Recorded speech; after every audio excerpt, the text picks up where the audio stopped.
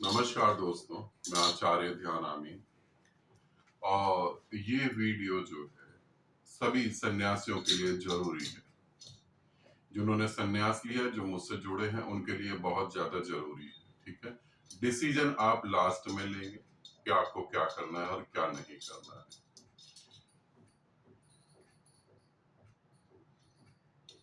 मेरे जीवन की एक छोटी सी घटना बता रहा हूँ, उसे समझें।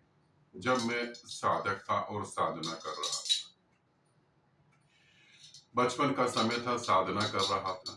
आप लोग तो बड़े होकर साधना कर रहे हैं, अपनी कार निकाल के गुरु के पास जा सकते हैं, गुरु से फोन पे बात कर सकते हैं, बहुत सारी सुविधाएं हैं।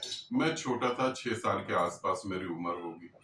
उस समय मैं साधना में पूरी तरह से डूबा हुआ था और 8 महीने से मुझे कोई अनुभव नहीं हो रहा है। मैं घर से जा भी नहीं सकता था क्योंकि रास्ते नहीं पता। पैसे की भी सुविधा मेरे पास नहीं थी। 6 साल के बच्चे को कहाँ कोई पैसा देगा। गाड़ी चलानी भी नहीं आती थी, गाड़ी थी भी नहीं उस समय।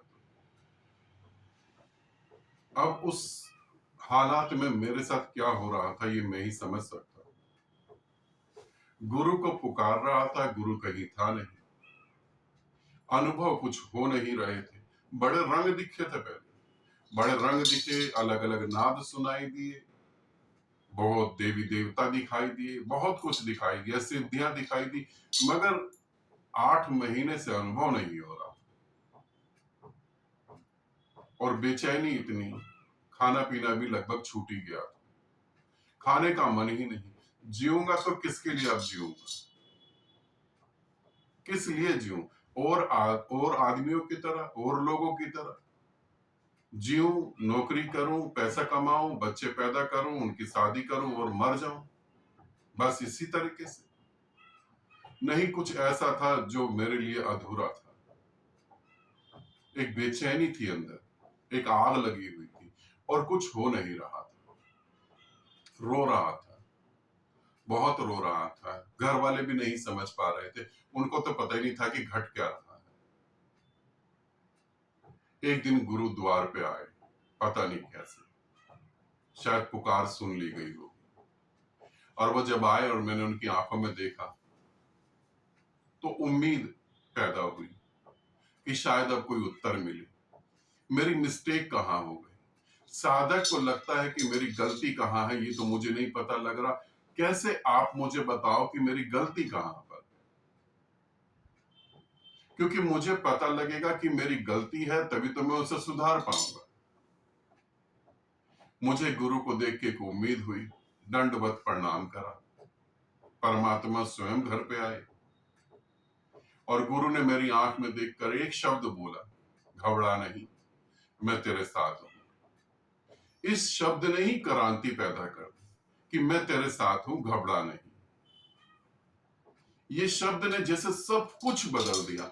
8 महीने, मैं कह रहा हूं 8 जन्म के बाद भी अगर ये आवाज सुनाई देती कि घबरा मत, मैं तेरे साथ हूं, तो इतना तो भरोसा हो गया कि अब गलत कुछ नहीं हो सकता।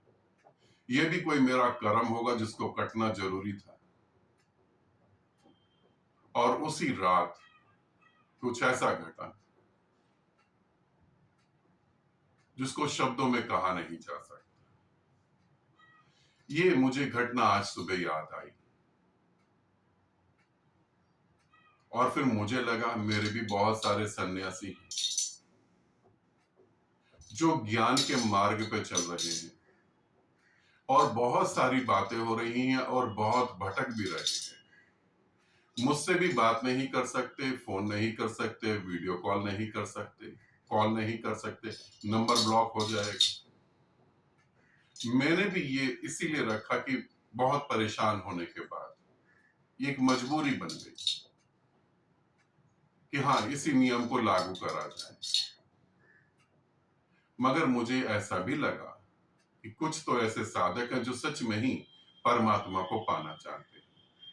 कुछ मेरे सन्यासी ऐसे हैं जो परमात्मा को पाना चाहते हैं। फिर मुझे लगा कि ठीक है, मैं हूं तुम्हारे साथ, और जन्म बेकार नहीं जाएगा। जब मैं हूं तुम्हारे साथ तो जन्म तो बेकार जाने का मतलब ही नहीं होता। फिर एक प्यारा सा रास्ता दिखाई दिया। हम साधना करते हैं रोज और कई बार नहीं करते, आलस्य के कारण, कुछ और भी कारण होते हैं। कई बार हमारा मन ही नहीं करता, मगर उस समय गुरु की आवाज सुनाई दे कि साधना करो, ये जरूरी है, तो बहुत कुछ घटित हो सकता है। तो मुझे लगा क्यों ना हम एक व्हाट्सएप ग्रुप बनाएं, जहां पर मैं सुबह सुबह तुम्हें कुछ ऐसी बातें बोलूं जो तुम्हारे पूरे जीवन भर तुम्हारे साथ चले। पूरे दिन जीवन नहीं चले, पूरे दिन तो तुम्हारे साथ चले, पूरे दिन तो तुम्हारा होश जागा रहे।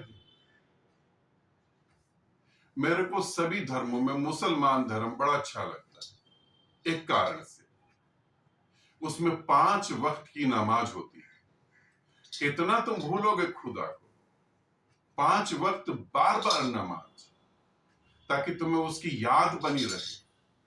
बड़ी गजब की बात है, बड़ा गजब का नियम है। 5 वक्त की नमाज, ये नहीं कि सुबह ब्रह्म मुहूर्त में साधना कर ली और बात खत्म हो गई। ये नहीं कि संध्या काल कीर्तन कर लिया और बात। 5 वक्त की नमाज बार बार तुम्हें खुदा के बारे में याद दिलाएगी, बार बार तुम्हें परमात्मा के बारे में याद दिलाएगी, बार बार उस निराकार के बारे में याद दिलाएगी। बड़ी ही जबरदस्त बात। मुझे भी लगा हम कुछ ऐसा करें कि बार बार तुम्हें याद आए कि ये पृथ्वी तुम्हारा घर नहीं है। यहां जिन्हें तुमने सगे संबंधी, साथी, दोस्त बना रखे हैं, ये सब बस समय के हिसाब से बदल जाते हैं। ये सब समय के हिसाब से बदल जाते हैं। यहां कोई ठोस तरीके से तुम्हारे साथ नहीं खड़ा हुआ। अहंकार की तृप्ति के लिए सब जुड़े हुए हैं। आज मैं किसी के अहंकार की तृप्ति ना करूं, वो कहीं और चला जाएगा तृप्त होने के लिए, और मैं सोचूं कि इसके लिए मैं जान दे दूंगा। तुम्हारी जान सिर्फ उस निराकार के लिए है। तो हम एक व्हाट्सएप ग्रुप का निर्माण करते हैं, जहां मैं गुरु मां रोज कुछ ना कुछ ऐसी बातें बताएंगी जिससे कि तुम्हारी साधना में गति हो और तुम आगे बढ़ते चले जाओ। और कब बनेगा ये व्हाट्सएप ग्रुप? 5 मई को ये ग्रुप बन जाएगा, और 6 मई से मॉर्निंग में आपको मैसेज आने चालू हो जाएंगे। तो जो भी साधक इंटरेस्टेड है, जो भी सन्यासी इंटरेस्टेड है, वो इस नंबर पर अपना फोटो और सन्यास का नाम दे देंगे और अपना एक्सपीरियंस भी बता देंगे इस नंबर पे, ठीक है। 5 मई के बाद जो है फिर किसी को नहीं जोड़ा जाएगा। ये एक अंतिम तारीख है। यदि तुम मेरे सन्यासी हो, मेरे साधक हो, तो जरूर मेरी वीडियो देखते हो, और यदि तुम मेरे कहने को मेरे साधक और सन्यासी हो, तो YouTube पे तो बहुत मटेरियल है, तुम उसी में भटक रहे हो। ये भी देख लो, वो भी देख लो, जिसे एक जगह से तृप्ति हो जाए, उसे हर जगह जाकर सर झुकाने की जरूरत नहीं होती। और जो हर जगह जाकर सर झुकाता रहता है, उसे कहीं तृप्ति नहीं मिलती।